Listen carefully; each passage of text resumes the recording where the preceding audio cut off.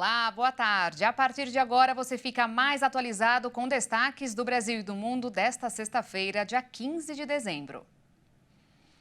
A taxa de suicídios entre jovens de 10 a 19 anos aumentou 40% e os hospitais registram mais casos dia após dia. O uso excessivo de redes sociais, distanciamento nas relações, violência e negligência intrafamiliar são fatores que podem levar a essa prática.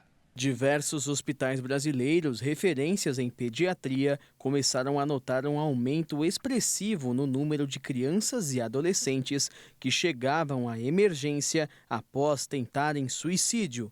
No ano passado, esse cenário piorou e o número de casos do tipo atendidos nos centros médicos triplicaram em comparação a 2019. O que mais chamou a atenção dos profissionais foi a idade cada vez menor das vítimas. 70% delas tinham 14 anos ou menos. Dados do portal DataSUS do Ministério da Saúde mostram que 1.299 crianças e adolescentes tiraram a própria vida em 2021. Esse é o maior número desde 1996.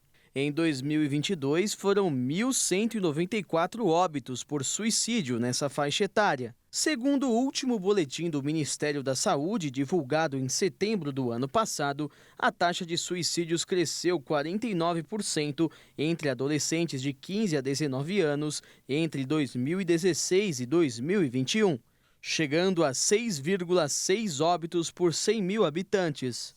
Já entre aqueles de 10 a 14 anos, embora menor, a alta foi igualmente preocupante. De acordo com especialistas, não existe uma única razão que explique a alta no Brasil.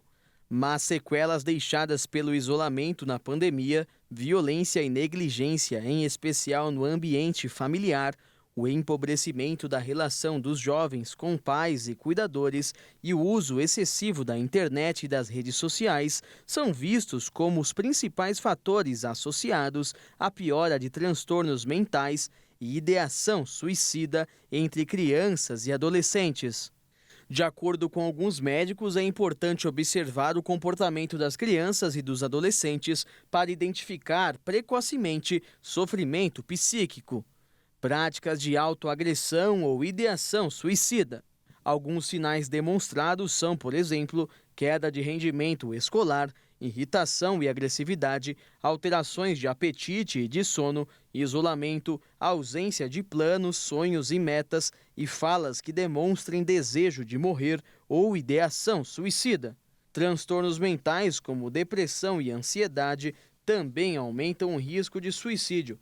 Por isso, se a criança ou adolescente manifestar sintomas compatíveis com esses quadros, deve ser levado para avaliação médica ou psicológica e receber tratamento adequado, que geralmente inclui psicoterapia e medicações. Uma forma de prevenir o suicídio é manter o diálogo aberto dentro de casas.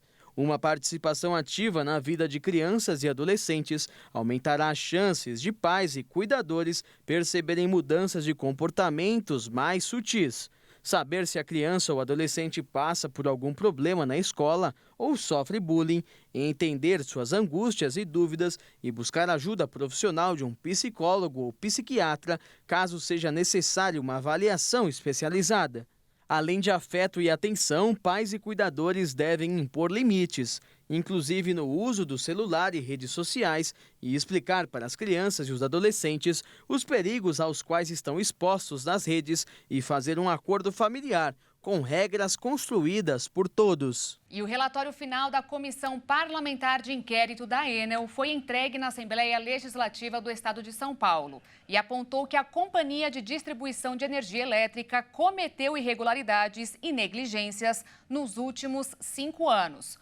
O documento também afirmou que a empresa falhou na prestação de serviços, principalmente depois do apagão que aconteceu no mês passado por conta das chuvas. O relatório ainda pediu ao poder público uma intervenção na empresa e o encerramento da concessão, que acabará em 5 anos. Uma vacina contra câncer de pele pode estar disponível em 2025, o que representaria um passo histórico no tratamento à forma mais grave da doença. Estudos realizados concluíram que o imunizante reduz o risco de morte em 49%.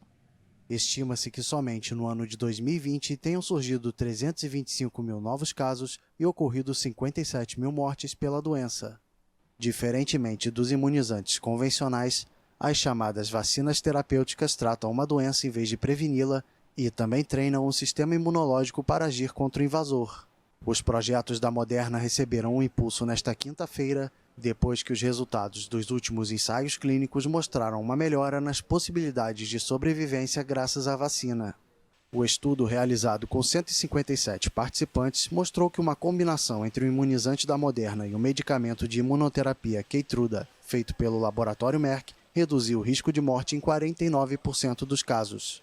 A Moderna também anunciou na segunda-feira o começo de um ensaio de fase 3, a mais avançada, para vacinas de RNA mensageiro contra o câncer de pulmão. O Pix será a única forma de recolhimento do FGTS Digital, o Fundo de Garantia do Tempo de Serviço. O novo programa ainda está em fase de testes e começará de forma definitiva a partir de março do ano que vem.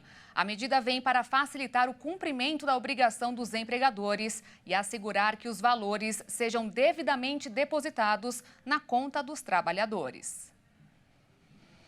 Uma pesquisa revelou que o ato de dizer não para algumas coisas pode ajudar na saúde mental e bem-estar pessoal. Você certamente já se deparou com uma situação em que gostaria de ter falado não, mas evitou dar uma resposta negativa e acabou fazendo algo que não gostaria. A sensação é comum e está associada a diferentes fatores, incluindo o desejo por ser aceito pelo outro. Mas um estudo da Universidade da Virgínia Ocidental mostrou que o ato de dizer não pode te ajudar na saúde mental. Segundo o levantamento, as consequências do não são bem menos graves do que esperamos. Os especialistas fizeram 5 experimentos com mais de 2.000 participantes e todos mostraram que há um exagero por parte de quem é convidado ao pensar em reações negativas. Um dos experimentos envolveu grupos com 2 cenários diferentes.